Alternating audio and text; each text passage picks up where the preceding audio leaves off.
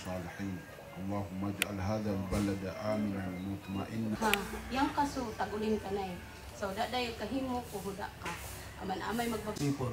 Lord, we dedicate this place, even this ethnic center, into thy hand. Lord, we pray and we desire that it will be a place of unity.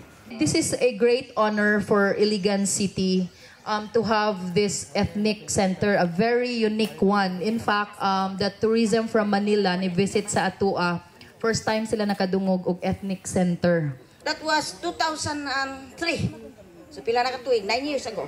So I really don't know by this time because I went to the ambassador and I got to see the second in command and I told her, what's happening? We don't have any ethnic center. Kaula masad, nakadaga na ito gwapo kay nga mga structure.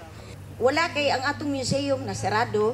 Then we have the Cultural Affairs Office pero ulang man sad og munay gitawag structure og naaray isa ka tawo. So ingon ako, may siguro mag-set up ta og kaning office for to cater to the different ethnic groups living in the city.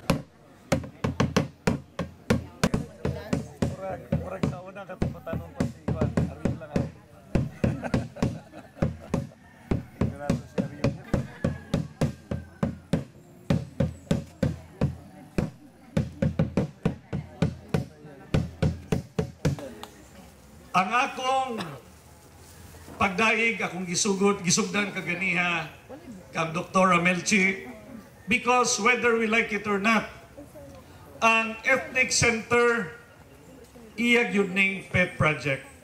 But na ko ipasabot, bisan pa og musulti si Dr. Melchi og suporta ni congressman, suporta sa mayor, sa vice mayor, sa councilors, ug uban pa, including ang mga Mindanao Commission on Women ug unsa pa nga mga pundok. Bisag na aning tanan pero kung wala siya nga iyang gi-coordinate ang tanang lihok, iyang giplano, iyang gi-actualize ang mga naa sa plano lamang, kung wala siya, wala yun ning ethnic center. Bisag murag lisod na yun kaayo, daghang mga problema. Gani, bisan kini nga lugar nga na ang atong emergency response unit or ang ERU, ako gani silang gipasabot pod nga dili man gyud ni usa ka ideal place usab para rescue apan ideal place para sa usa ka ethnic center. Bisan sila gani akong gipasabot og siyempre no isip ang chief executive nga ultimately sa ato man ang ultimo nga pagdesider. Pero lahi man po ning klase sa akong leadership kay dili lang man nga basta kung unsay akong gusto matuman dayon, naaman yun ang consultation. Pero akong gipasabot ang emergency response unit nga dirigyod nato ibutang ang ethnic center. So bisan ka na nasulbad, mao ka na ang atong energetic nga Doktora Melchi Ambalong. Dili mo give up bisan daghay mga problema.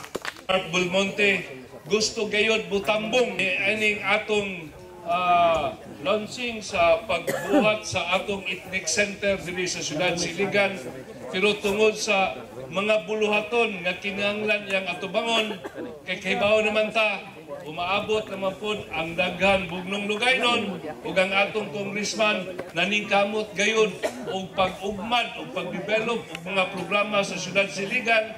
Diin ihanay niya ngadto sa iyang mga leader sa Syudad Siligan, nitawag yun siya kanako, ningon siya kanako, Councilor Rod, ikaw represent nako ug inga silang tanan.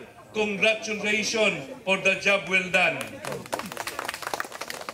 Kanang kitang umasalaon pag simba ko lang malimalas. So mo kani ang ritual karon.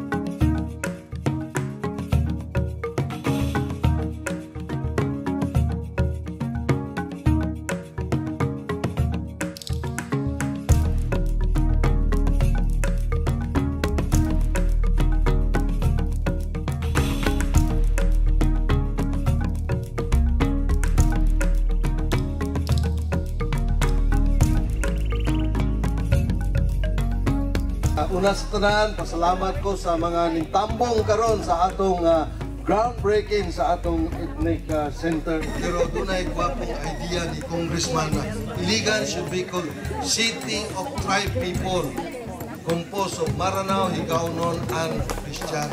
So I think we should adopt that.